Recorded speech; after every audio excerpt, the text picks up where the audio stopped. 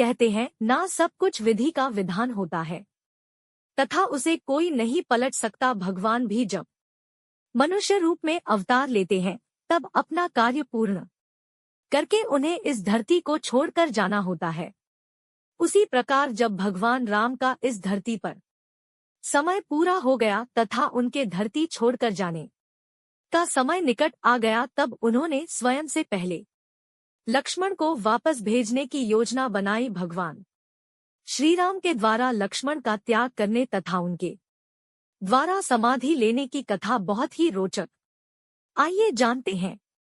जब श्री राम के इस धरती पर सभी कर्तव्य पूरे हो गए तब उन्हें सूचना देने स्वयं महाकाल एक तपस्वी के रूप में श्रीराम दरबार में पहुंचे। द्वार पर उनकी भेंट लक्ष्मण से हुई तथा उन्होंने उनसे कहा कि वे तपस्वी अतिबल के दूत हैं तथा एक महत्वपूर्ण कार्यवश वे श्रीराम से मिलने आए हैं। लक्ष्मण श्रीराम की आज्ञा पाकर महाकाल को उनके कक्ष में लेकर गए।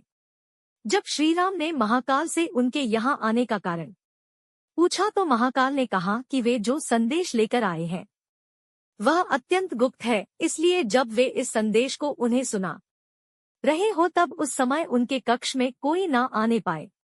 यदि कोई उन्हें बात करते हुए सुन ले या देख भी ले तो उसे प्राणदंड दिया जाए। तपस्वी की यह बात सुनकर भगवान श्रीराम ने लक्ष्मण से कहा कि वह द्वारपाल को भेज दे तथा स्वयं कक्ष के द्वार पर पहरा दे। उन्होंने लक्ष्मण से कहा कि यदि कोई भी उन्हें बात करते हुए सुन लेगा या देख भी लेगा तो अवश्य ही उसे प्राणदंड मिलेगा।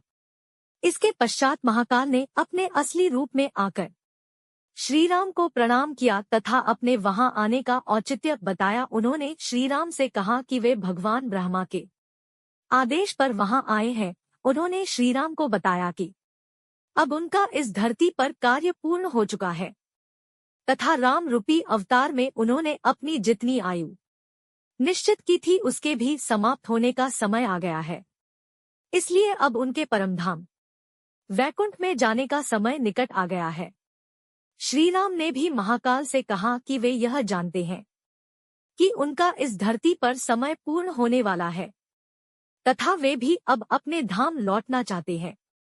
इसलिए वे यह संदेश भगवान ब्रह्मा तक पहुंचा दे। जिस समय लक्ष्मण द्वार पर पहरा दे रहे थे उसी समय महर्षि दुर्वासा वहां आ पहुंचे। उन्होंने उसी समय लक्ष्मण को कहा कि वे उनके आने की सूचना तत्काल श्रीराम को दे। लक्ष्मण ने उनके क्षमा मांगी तथा कहा कि श्रीराम अभी एक आवश्यक कार्य में हैं, इसलिए वे अभी उनसे नहीं मिल सकते। उन्होंने महर्षि दुर्वासा से कोई भी बात उन्हें बताने को कहा, अन्यथा श्रीराम की प्रतीक्षा करने को कहा। यह सुनकर ऋषि दुर्वासा नाराज हो गए तथा उन्होंने कहा कि यदि उन्हें क्रोध आ गया तो वे इसी समय अपनी शक्ति से श्राप द्वारा पूरी अयोध्या को भस्म कर देंगे। लक्ष्मण यह सुनकर धर्म संकट में फंस गए तथा सोचा कि यदि केवल उनकी मृत्यु से पूरी अयोध्या बच सकती है तो उन्हें अपने प्राण दे देने चाहिए। लक्ष्मण ऋषि दुर्वासा के आगमन का संदेश लेकर श्रीराम के कक्ष में पहुंच गए तथा उन्हें दुर्वासा ऋषि से मिलने को कहा। लक्ष्मण को वहां देखकर महाकाल अंतर्धान हो गए। श्रीराम भी असमंजस में पड़ गए, लेकिन वे लक्ष्मण की दुर्दशा को समझ चुके थे। उन्होंने लक्ष्मण को महर्षि दुर्वासा को अंदर भेजने का आदेश दिया। इसके बाद भगवान श्रीराम के द्वारा राज्यसभा बुलाई गई, जिसमें महर्षि वशिष्ठ, उनके सभी भाई मंत्री तथा हनुमान उपस्थित थे। मंत्री सुमंत तथा भरत ने लक्ष्मण को क्षमा कर देने का अनुरोध किया, लेकिन लक्ष्मण ने कहा कि यदि राजा का वचन ही झूठा चला जाएगा तो कौन उनकी बात पर विश्वास करेगा। इसलिए लक्ष्मण ने स्वयं के लिए मृत्यु दंड मांगा।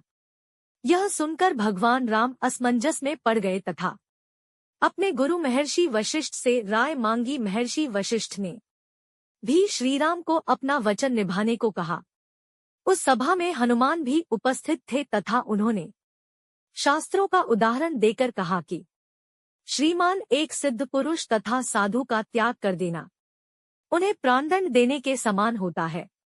महर्षि वशिष्ठ भी इससे सहमत हुए तथा उन्होंने लक्ष्मण का त्याग कर देने को कहा। इसके पश्चात श्रीराम ने लक्ष्मण का परित्याग कर दिया। भगवान श्रीराम के द्वारा लक्ष्मण का परित्याग करने के पश्चात वे उनका आशीर्वाद लेकर सरयू नदी में गए तथा अपनी श्वास की गति को रोककर अंतर्धान हो गए। समाधि लेने के पश्चात वे अपने धाम वैकुंठ पहुंच गए तथा शेषनाग का रूप ले लिया। Posted bye कहानीबाज। फ्रेंड्स, आपको ये जानकारी कैसी लगी? आप अपने कमेंट्स के द्वारा हमें अवश्य बताएं। जानकारी पसंद आने पर लाइक और शेयर करें। ऐसी ही कहानी के लिए हमें सब्सक्राइब कर लें। थैंक्स।